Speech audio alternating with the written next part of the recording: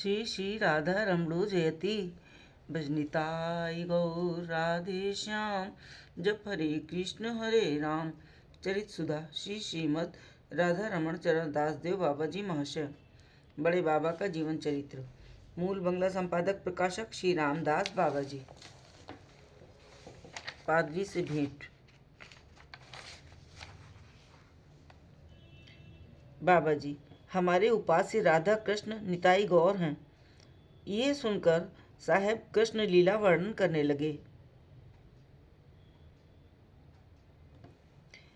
पहले वस्त्र हरण, उसके बाद लगभग 1.5 घंटे तक माखन चोरी, जल केली, रासलीला, पूतना वध, वत्सासुर वध, दान, नौका विहार इत्यादि लीलाओं का यथातथ्य वर्णन करते रहे। बाबा महाशय स्थिर भाव से सुनते रहे। बीच बीच में उनकी देह से ऐसा कंप हो जाता कि साहब स्तंभित रह जाते। कभी कभी सर्वांग सेमल वृक्ष की तरह पुलक उठता, नेत्र जल से मुख और वक्षस्थल भीग जाते। साहब कथा कहते जाते और उनकी अवस्था को देख विस्मित होते जाते। धीरे धीरे साहब ने लीला दोषों का वर्णन करना आरंभ कर दिया, किंतु उससे बाबा जी का आनंद और बढ़ने लगा। साहब बोले, आप जिसकी उपासना करता है वो घोर लंपट, मिथ्यावादी, चोर, प्रवंचक और स्त्री हत्याकारी है। बाबा जी, ठीक है साहब। अच्छा, आप गोहत्या को निंदनीय कार्य कहता है। आपके ईश्वर ने गोवध किया, फिर भी आप उन्हें ईश्वर कहता है। देखो, हमारी ईसा ने कभी कोई ऐसा कार्य नहीं किया। अपने आप बहुत सा अत्याचार सहकर भी जीवों पर दया किया, जीवों के लिए प्राण दिया। बाबा जी, ठीक है, हमारा धर्म ईसा को बुरा नहीं कहता। ईसा एक ईश्वर अनुग्रहित पुरुष थे, वे ईश्वर के अवतार थे, ये कहने में भी हमें कोई हिचक नहीं। साहब इस बात का कोई उत्तर न दे बाबा महाशय की भावभंगी देख कहने लगे, देखिए, मैंने आपके धर्म का और आपके ईश्वर का इतना निंदा किया, पर आपको क्रोध न होकर आनंद हुआ, ऐसा क्यों? पहले मुझे ये बता दीजिए, बाद में कुछ और सुनूंगा। आप यदि हमारे धर्म का या हमारे ईसा का इसका एक अंश भी निंदा करता तो हमें दुख होता। बाबा जी, साहब हमारे जो ईश्वर हैं वे पूर्णतम सच्चिदानंदमय भगवान हैं, उनकी निंदा नहीं हो सकती। दोष कहलाने वाली चीज उन्हें स्पर्श भी नहीं कर सकती।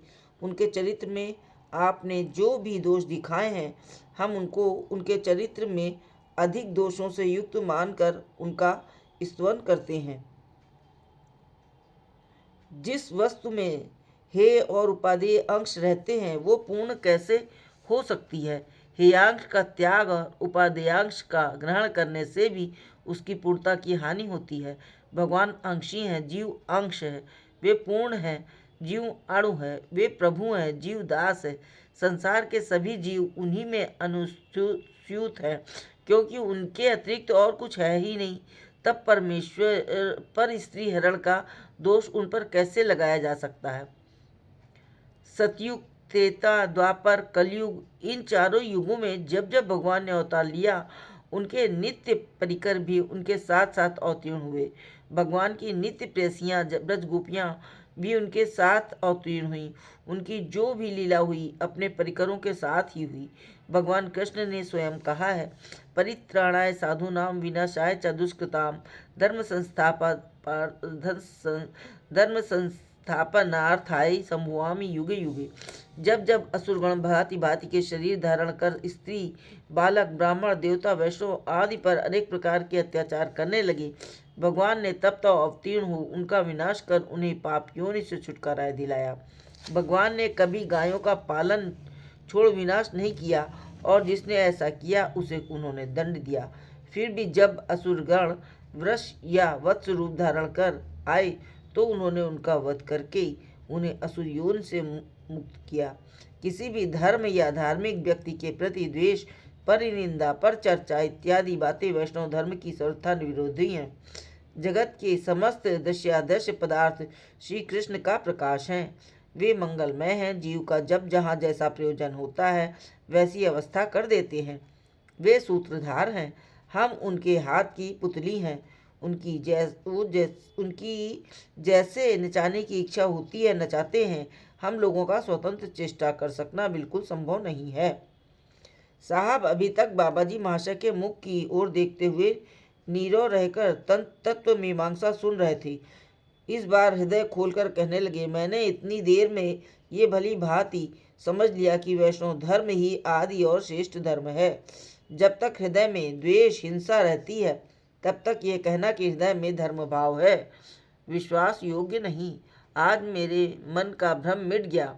अच्छा, आपके ईश्वर का कोई निर्दिष्ट रूप है या मनचाहे रूप में उनकी उपासना की जा सकती है? बाबा जी, भगवान सच्चिदानंद विग्रह है, सर्वरूप, सर्वरस, सर्वगंध, सर्व शब्द और सर्वविध स्पर्श के आकर हैं। जगत में दृश्यादृश्य जो भी रूप हैं सब ईश्वर के ही हैं। तब भी कोई पूर्ण, कोई अंश, कोई अवतारी, कोई अवतार, कोई कला, कोई विलास रूप में संसार में अनेक कार्य साधन करते हैं।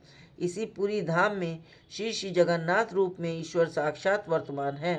हम संकीर्ण बुद्धि जीव हैं। शाक्त, वैष्णव, हिंदू, म्लेच्छ, यवन, ब्राह्मण, क्रिस्तान इत्यादि मतों को लेकर भेद करते हैं, किंतु स्वर नियंता सर्वेश्वर जगत पिता के समीप सभी समान हैं। काली, कृष्ण या शिव कहकर पुकारने से वे सुनेंगे, अल्लाह, खुदा, यीशु कहकर पुकारने से नहीं सुनेंगे। ऐसी धारणा हमारी भूल है।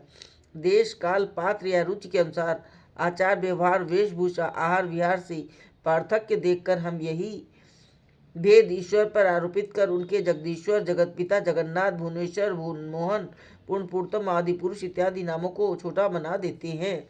इन्हीं जगन्नाथ देव की बौद्ध बुद्ध रूप में, बाह्य समाजी ओंकार रूप में और ब्राह्म समाजी ओंकार रूप में और कोई नारायण रूप में, कोई द्वारकानाथ रूप में, कोई ब्रजेंद्र नंदन के रूप में कोई उपासना करते हैं। यहाँ बहुत से मुसलमान जगन्नाथ देव की कृपा प्राप्त कर कृतार्थ होते हैं। शास्त्रों में तो यहाँ तक कहा है कि उनके हाथ से तैयार की हुई खाद्य सामग्री भी जगन्नाथ देव स्वीकार करते हैं। जगन्नाथ देव को कुछ भोग देने की मेरी इच्छा है, कहकर साहब ने 10 रुपए का एक नोट जेब से निकाला। बाबा जी साहब, अगर आप जगन्नाथ देव का प्रसाद ग्रहण करें तभी मैं आपके रुपयों से उनका भोग लगा सकता हूँ। साहब, प्रसाद आप लोग किसे कहते हैं? भात है तो हमारे वश का नहीं, हम लोग भात नहीं खा सकते। बाबा जी, नहीं, हम लोग केवल भात को ही प्रसाद नहीं कहते हैं। कोई प्रसाद कहते हो ऐसी बात नहीं है। भगवान जो कुछ भी ग्रहण करते हैं उसी को प्रसाद कहा जाता है। भात छोड़कर आप जो चाहे खिला सकते हैं। ये कहकर साहब 10 रुपए का नोट बाबा जी के हाथ में देने लगे तो नवदीप दादा ने कहा, साहब मुझे दीजिए, वे पैसा हाथ से नहीं छूते। साहब ने और भी विस्मित भाव से नोट नवदीप दादा के हाथ में दे दिया और विदा ली। अपूर्व परिवर्तन। साहब के चले जाने पर किसी ने बाबा जी मास्टर से पूछा, अच्छा, साहब ने इतनी कृष्ण निंदा की पर आपको जरा भी दुख नहीं हुआ? बाबा जी, साहब के मुख से तुमने क्या कृष्ण निंदा सुनी? तुम ये समझते हो कि तुम जो कहते हो या जैसे भी व्यवहार करते हो वो सब भाव राज्य की बात है और दूसरा जो कुछ कहता है वो निंदा है। तुम तो कृष्ण को लंपट, चोर, कपटी, शठ प्रवंचक, दुष्ट कह सकते हो क्योंकि तुम्हारा गोपी भाव है। साहब का क्या गोपी भाव नहीं है? भाव किसी का खरीदा नहीं, विशुद्ध हृदय होने पर ही भाव प्रस्फुटित होता है। भाव म्लेच्छ, यवन कुछ नहीं मानता, कृष्ण रूप गुण नहीं देखते, वे भावग्राही हैं। विशुद्ध भाव से ही उन्हें वश में किया जा सकता है। इस प्रकार उन्होंने साथियों के हृदय की संकीर्णता दूर कर पादरी साहब के उन रुपए में 15 रुपए और मिलाकर 25 रुपए के भोग की व्यवस्था की। दूसरे दिन बड़ी स्वादिष्ट वस्तुओं से जगन्नाथ देव का भोग लगा पर पादरी साहब का कहीं पता न था। इस विषय पर परस्पर बहस होने लगी तो बाबा माशे बोले, तुम लोगों को इतना परेशान होने की जरूरत नहीं, महाप्रसाद के आकर्षण से वे स्वयं आ पहुँचेंगे। वास्तव में वही हुआ। 4 बजे पादरी साहब आ गए। बाबा जी महाशय ने पहले की तरह अभ्यर्थनादि कर उन्हें बिठाया। अनेक प्रकार से मधुर आलाप होने लगा। पादरी साहब बोले, मैंने देश देशांतर में भ्रमण किया, बहुत से लोगों से वार्तालाप किया है, किंतु आपके व्यवहार से हृदय की जो अवस्था हुई है वैसे पहले कभी नहीं हुई। मेरी इच्छा है कि आप जैसे समदर्शी और उदार साधु के साथ जीवन का शेष समय व्यतीत करूं। बाबा जी साहब, जीव निमित्त मात्र है। जो कुछ जागतिक व्यापार होते हैं एकमात्र भगवत इच्छा से। हम उनकी नित्य पुतलिका हैं। वे जिस प्रकार नचान चाहते हैं हम उसी प्रकार नाचते हैं। शास्त्र में कहा है, आपन इच्छाएं जीव कोटि वांछी करे, कृष्णेन जई इच्छा से ही फल धरी। इस प्रकार नाना रूप इष्ट लाभ के पश्चात बाबा जी महाशय ने साहब से जगन्नाथ देव के महाप्रसाद की बात की तो उन्होंने कहा, आग्रह दिखाते हुए अपने एक आदमी को बुलाकर महाप्रसाद घर ले जाने के लिए कहा। बाबा जी महाशय के आदेश अनुसार एक रज के थाल में अनेक प्रकार का मिष्ठान प्रसाद सजाकर जैसे ही साहब के पास लाया गया, उन्होंने सिर से टोप उतारकर महाप्रसाद की अभ्यर्थना की और पूर्वोक्त व्यक्ति के हाथों उसे घर भिजवा दिया और स्वयं बाबा जी महाशय से विदा ले समुद्र तट पर भ्रमण के लिए चले गए। तब से पादरी साहब जितने दिन पुरी में रहे, प्रायः रोज बाबा जी महाशय के दर्शन कर सच्चे सुख का लाभ करते रहे। जय जय बड़े बाबा की, जय राधा रानी।